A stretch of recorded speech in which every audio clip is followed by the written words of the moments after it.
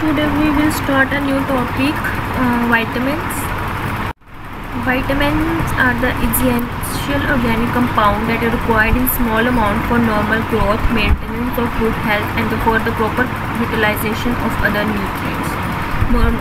Small amounts में require है तो इसलिए ये माइक्रो न्यूट्रिएंट में आते हैं और हमारी बॉडी इन्हें सिंथेसाइज नहीं कर पाती, जिसके लिए हमें इन्हें डाइट से लेना पड़ता है या हमें सप्लीमेंट्स लेने पड़ते हैं अगर डेफिशिएंसी है विटामिन्स की। तो मेजर क्लासिफिकेशन जो होती है विटामिन्स की वो फैट सोलुबल और वाटर सोलुबल विटामिन्स में होती है। जो फैट सोलुबल विटामिन होते हैं उनमें हमारे पास आते हैं vitamin A, D, E and के। जो वाटर सोलुबल हैं वो फर्दर 2 क्लासेस में डिवाइड है, बी कम्प्लेक्स में और नॉन बी कम्प्लेक्स में। जो नॉन बी कम्प्लेक्स है उसमें हमारे पास विटामिन सी है और जो बी कम्प्लेक्स है वो फर्दर डिवाइडेड है एनर्जी रिलीजिंग में, मतलब जो एटीपी सिंथेसिस में हेल्पफुल हैं, और दूसरे होते हैं हीमेटोपोइटिक। जो एनर्जी रिलीजिंग है उनमें है थायामीन जिसको हम B1 कहते हैं, riboflavin B2, niacin B3, pyridoxine B5, biotin B7 and pyridoxine is B6, biotin B7 and pathogenic acid is B5। Next is haematopoietic acid, water soluble vitamins, they contain folic acid जिसको हम vitamin B9 भी कहते हैं और vitamin B12 जिसे हम cobalamin कहते हैं। These are the some properties of lipid soluble vitamins, मतलब fat soluble vitamins hydrophobic in nature होते हैं, वाटर रिपेलेंट होते हैं, आइसोपेरीन डेरिवेटिव होते हैं, ये एक वोलेटाइल कंपाउंड है। Body can not synthesize them and we have to take them from diet, absorption along with fat, transport by lipoprotein and specific binding protein। Surplus amount stored होती है liver and adipose tissue में, ये हमारी body से eliminate नहीं हो सकती। जैसे कि हम वाटर सोलुबल विटामिन जो हैं वो थ्रू यूरिन जो है एलिमिनेट हो जाते हैं, लेकिन ये एक्सेस अमाउंट में जो होते हैं वो स्टोर होना शुरू हो जाते हैं। Excess consumption lead to accumulation and toxic effects. सबसे पहले पढ़ेंगे विटामिन ए। विटामिन ए जो है वो एक एसेंशियल न्यूट्रिएंट है, स्मॉल अमाउंट में रिक्वायर है। जैसे कि हमें विटामिन की रिक्वायरमेंट होती है स्मॉल अमाउंट में for the maintenance normal functioning of visual system, ये आई के फंक्शन में हेल्प करता है। Cell function, growth, epithelial, basically growth और फंक्शन में इसका रोल एपिथेलियल सेल्स की डिवीजन में और डिफरेंशिएशन में हेल्पफुल होता है। रेड ब्लड सेल प्रोडक्शन में, इम्यूनिटी में एंड रिप्रोडक्शन में। Vitamin A deficiency is a major nutritional concern in poor societies specially in lower income countries. अब हमारी बॉडी को सिंथेसाइज नहीं कर पाती और हमें अपनी डाइट में इंटर करना होता है विटामिन्स का। तो विटामिन ए की जो सोर्सेज हैं, एक तो एनिमल सोर्सेज है, दूसरा प्लांट सोर्सेज है। एनिमल सोर्सेज में हमारे पास egg, meat, cheese, milk, liver, kidney, fish liver, oils. And plant sources में जो कि बीटा कैरोटीन होता है, इनमें carrots, sweet potato, apricot, broccoli, spinach, pumpkin, papaya and mango. Amount vary कर सकती है, इंडिविजुअल फूड आइटम पर डिपेंड करता है। डिफरेंट फॉर्म्स में जो विटामिन ए है वो प्रेजेंट होते हैं, जो कि प्रिकर्सर होते हैं विटामिन ए के। उनमें हमारे पास है रेटिनॉइड, ये नेचुरल और सिंथेटिक फॉर्म है विटामिन ए की। और जो थी perform compounds that are metabolically active and found in animal products, उनमें हमारे पास आते हैं retinol, retinal and retinoic acid. जो रेटिनॉल है वो अल्कोहलिक फॉर्म है विटामिन ए की और ये एनिमल टिश्यू में प्रेजेंट होते हैं और रेटिनल ईस्टर के तौर पे फैटी एसिड की लॉन्ग चेन होती है। नेक्स्ट इज़ रेटिनल, ये एल्डिहाइड फॉर्म है और ये ऑक्सीडेशन से रेटिनॉल की जो है वो हम ऑब्टेन करते हैं। जब अल्कोहलिक कंपाउंड की ऑक्सीडेशन होती है तो हमारे पास एल्डिहाइड्स बनते हैं। तो इसी तरह रेटिनॉल की ऑक्सीडेशन करा के रेटिनल जो है वो लिया जाता है, ये इंटर कन्वर्टेबल है। नेक्स्ट इज़ रेटिनोइक एसिड और ये एक एसिडिक फॉर्म है विटामिन ए के प्रिकर्सर की और ये ऑक्सीडेशन ऑफ रेटिनल से जो है वो प्रोड्यूस होती है। इस बीटा कैरोटीन ये प्लांट सोर्स है या प्लांट प्रिकर्सर है विटामिन ए का, इन्हें हम प्रो विटामिन भी कह सकते हैं और ये फाउंड होते हैं प्लांट्स में। इनमें बीटा आयोनो रिंग होती है जो कि पॉलीपेनॉइड चेन के साथ जो है वो लिंक होती है। You don't have to remember the structure, but ये जो हैं ये तमाम विटामिन ए के प्रिकर्सर है, ये उनका स्ट्रक्चर है और ये तमाम जो हैं कन्वर्ट होते हैं विटामिन ए में फॉर देयर एक्टिवेशन। जो बीटा कैरोटीन है वो प्लांट सोर्स है, rest of the pro vitamin are animal sources. Retinal है ये 2 फॉर्म्स में प्रेजेंट होता है, ट्रांस एंड सिस। इसका फंक्शन जो है वो विजन में है। ये मैं आपको आगे जाके विजन वाले टॉपिक पे बताती हूँ कि cis and trans form retinal की किस तरह जो विजुअल है उसे पॉसिबल करती है। जो वाइटामिन्स हैं, फैट सोल्यूबल वाइटामिन्स, उनकी अब्जॉर्प्शन उस तरह से ही होती है जिस तरह लिपिड की अब्जॉर्प्शन होती है। वैसे ही जो इमल्सिफिकेशन होती है, बाइल आता है, माइसेल्स फॉर्मेशन होती है, इंटेरोसाइट से पास करते हैं और अब्जॉर्ब होते हैं। उसके बाद जो है 90% जो रेटिनॉइड्स हैं वो कैन बी अब्जॉर्ब। जो कैरोटीनॉइड्स है प्लांट सोर्सेज हैं वो भी उसी तरह पहले एक्टिव फॉर्म में कन्वर्ट होती है, इंटैक्ट रहती हैं, इनका एब्जॉर्प्शन रेट लोअर है। Intestinal cells can convert carotenoids to retinoids और फिर ये कन्वर्ट होती हैं कैरोटीनॉइड प्लांट सोर्स से एनिमल सोर्स में, रेटिनॉइड्स में, और फिर जाके इनकी अब्जॉर्प्शन वैसे ही होती है जैसे लिपिड्स की अब्जॉर्प्शन होती है। 80% कैरोटीनॉइड जो हैं वो अब्जॉर्ब हो सकते हैं अलोंग विद फैट। ये पास करते हैं लिम्फेटिक सिस्टम से और फिर ब्लड स्ट्रीम में जाते हैं। Absorption is poor in case of diarrhoea, jaundice and abdominal disorder. Absorption क्योंकि जो फैट्स हैं या फैट सोल्यूबल विटामिन है इनकी एब्जॉर्प्शन के लिए आपको बाइल और चाहिए होता है। तो अगर ये जब कंडीशन होंगी जब जहाँ बाइल जो है वो कंप्रोमाइज़ हो रहा होगा तो फिर फैट्स की और फैट सोल्यूबल विटामिन्स की जो एब्जॉर्प्शन है वो इम्पेयर होगी। Absorption increase if taken with fat. Vitamin A which is not absorb is excreted with in 1 or 2 days in faeces.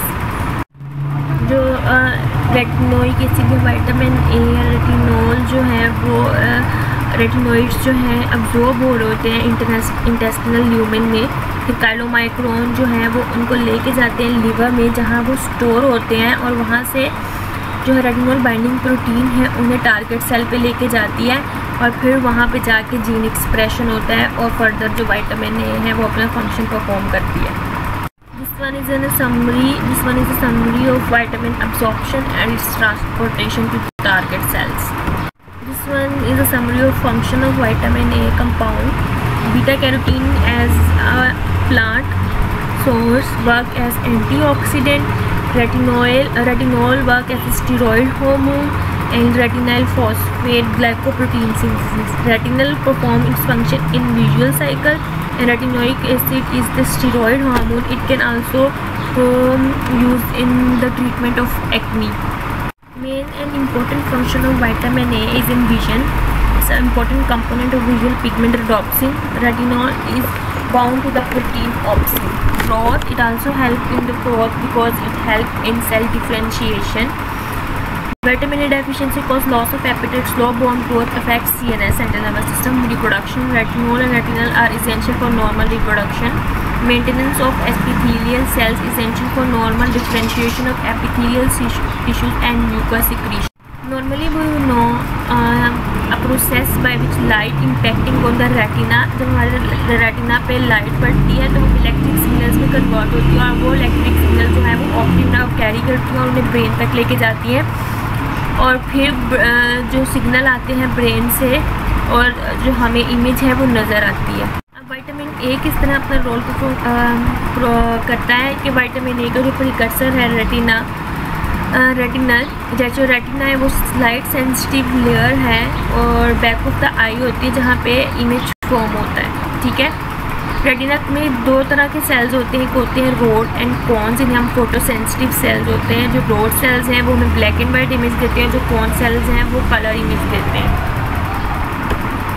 जैसे आपको इस डायग्राम में नज़र आ रहा है ये आई की डायग्राम है जिसमें लाइट जो है वो रेटिना पे पड़ती है डायरेक्ट लेंस में से पास करके। ठीक है, ये बिल्कुल लेंस की बैक पे एक कट टाइप जो अपीयरेंस का होता है उसको हम रेटिना बोलते हैं और जब वहाँ पे लाइट पड़ती है तो जो लाइट इलेक्ट्रिक सिग्नल में कन्वर्ट होके ऑप्टिक नर्व के थ्रू ब्रेन की तक जाती है। जब वो ब्रेन तक जाती है ब्रेन उन इलेक्ट्रिक सिग्नल्स को प्रोसेस करता है और फिर वापस आता है तो जो इमेज है वो नज़र आती है।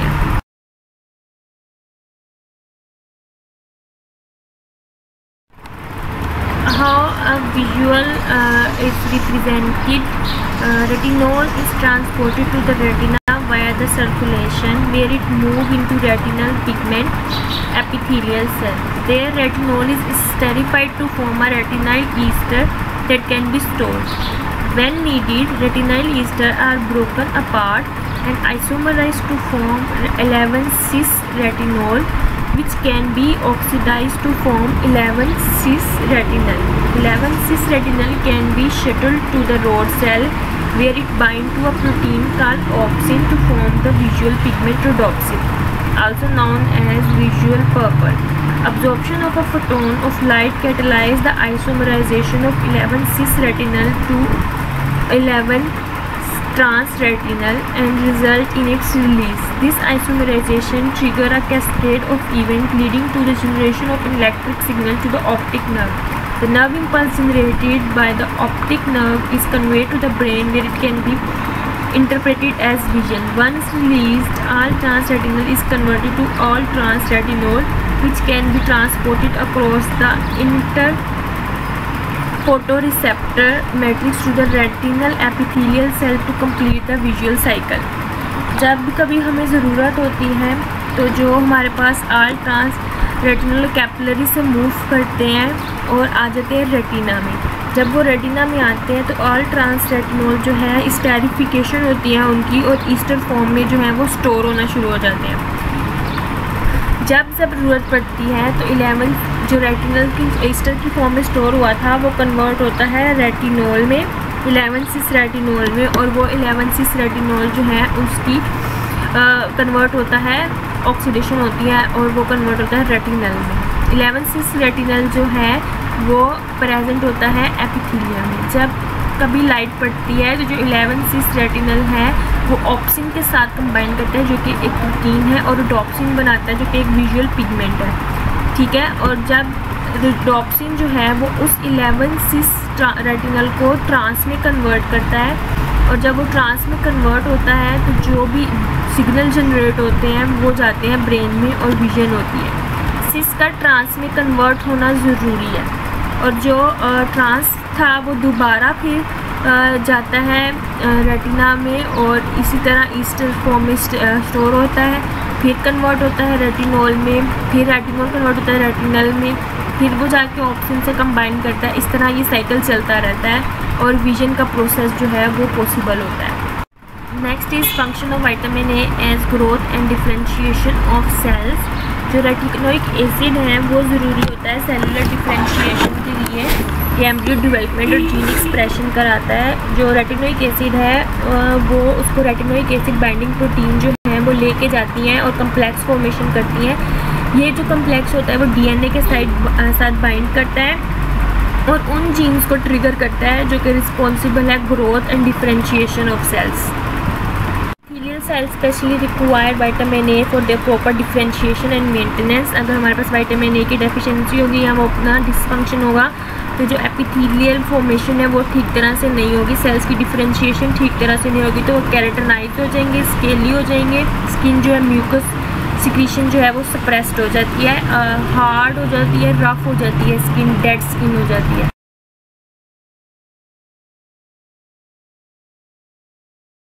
जैसे कि विटामिन ए का रोल है सेल डिफरेंशिएशन में, तो जो इम्यूनिटी की जीन एक्सप्रेशन में, तो ये जिस तरह जाके जीन एक्सप्रेशन जो है उसको डीएनए के साथ बाइंड करता है कम्प्लेक्स बाइंडिंग प्रोटीन्स का और उन जीन्स को रेगुलेट करता है जिन्होंने हमारे इम्यून सिस्टम के सेल्स को डिफरेंशिएट करना होता है और उनकी फॉर्मेशन करनी होती है। अगर डेफिशिएंसी होगी तो रेजिस्टेंस डिक्रीज हो जाएगी, इन्फेक्शन चांसेस इंक्रीज कर जाएंगे। जो भी पेशेंट है फिर उनको सप्लीमेंटेशन दी जाती है अगर वो डाइटरी सोर्सेज से ना कंप्लीट हो रहा हो उनका डेफिशिएंट। बीटा कैरोटीन जो कि प्लांट्स प्रिकर्सर था विटामिन ए का, उसका रोल होता है एंटीऑक्सीडेशन में। तो इस तरह कार्डियोवैस्कुलर डिसीजेस, कैंसर जैसी डिजीज़ जो हैं वो प्रिवेंट की जा सकती हैं प्लांट सोर्सेज के थ्रू जिनमें बीटा कैरोटीन प्रेजेंट हो। आरडीए क्या है? RDA is recommended dietary allowance कि एक हेल्दी इंडिविजुअल को कितनी जो है पर डे सजेस्टेड है उस न्यूट्रिएंट की अमाउंट, ठीक है। तो इन्फेंट्स एंड चिल्ड्रन में 400 to 600 microgram per day, man and women में 750 माइक्रोग्राम पर डे होता है, लेकिन मेल्स में थोड़ा ज़्यादा होते हैं रिक्वायरमेंट। प्रेगनेंसी में 1000 microgram per day and for lactation is 1200 microgram per day.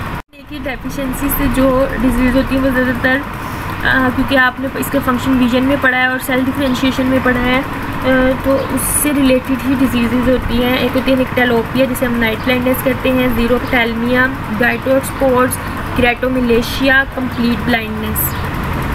Night blindness होती है कि रात के टाइम जो है लोगों को नज़र नहीं आता, जो विजुअल एक्टिविटी है वो डिमिनिश होना शुरू हो जाती है because of inadequate production of pigment in the retina. The dark adaptation time is increased, found in pregnant women in some instances, especially during the last trimester of pregnancy when the vitamin A needs are increased. Next is ज़ीरोफ्थैल्मिया, ये preventable stage है, vitamin A की deficiency से होती है। Conjunctiva होता है जो dry हो जाता है, आपका कॉर्निया थिक और रिंकल्ड हो जाता है। Conjunctiva gets keratinized and loses its normal transparency, cells की डिफरेंशिएशन ज़्यादा होना शुरू हो जाती है। Cornea become glazy and lustreless. Bitot's spot, tissue spots that develop around the eyeball causing severe dryness in the eye. Skin के ऊपर भी जैसे केराटिनाइजेशन हो जाती है और स्किन ड्राई हो जाती है, इसी तरह जो आई है वो भी ड्राई होना शुरू हो जाती है। Seen as greyish white triangular plaques firmly adherent to the conjunctiva, ये आपको नीचे वाली आई में जो ग्रेइश मटेरियल नज़र आ रहा है यही है वो Bitot's spots. Keratomalacia its major cause of blindness, जो कॉर्निया है वो सॉफ्ट हो जाता है, बर्स्ट हो जाता है। Prolonged xerophthalmia leads to keratomalacia, softening of the cornea if the eye flap vision is lost. Stages आप देख रहे हैं कि पहले जो है जब ज़ीरोफ्थैल्मिया होता है, पहले नाइट ब्लाइंडनेस होती है, ठीक है, उसके बाद जो है ज़ीरोफ्थैल्मिया होता है जिसमें जो कॉर्निया वो हार्ड हो जाता है और लस्टरलेस हो जाता है, और थर्ड केराटोमिलेशिया जिसमें सॉफ्टनिंग ऑफ कॉर्निया स्टार्ट हो जाता है और जो लिक्विडी सा मटेरियल होना शुरू हो जाता है आई से। Other symptoms of vitamin A deficiency obviously skin alteration और म्यूकस मेम्ब्रेन, क्योंकि अगर एपिथेलियल की डिफरेंशिएशन ठीक से नहीं होगी तो ये कॉज होगा। Hepatic dysfunction, headache, drowsiness, peeling of skin. Keratomalacia के बाद ड्राई हो जाती है इतनी स्किन के वो फिर पील ऑफ होना शुरू हो जाती है।